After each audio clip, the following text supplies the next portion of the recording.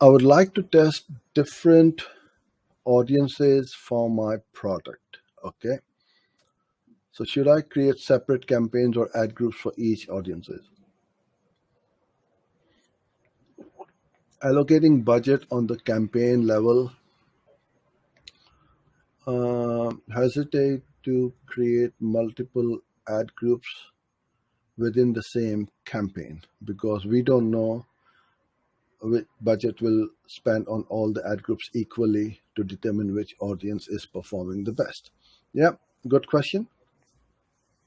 So what we do when we are running campaigns is one campaign, one ad group, one targeting, and then multiple ads, right? Maybe, especially for YouTube, between 3 to 5.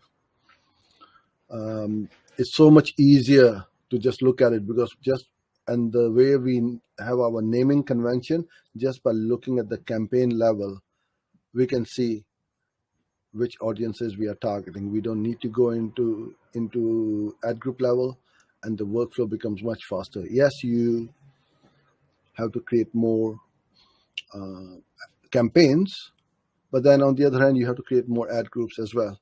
So if you are using something like Google Ads Editor, it's seamless, it's lightning fast, and it doesn't take any time.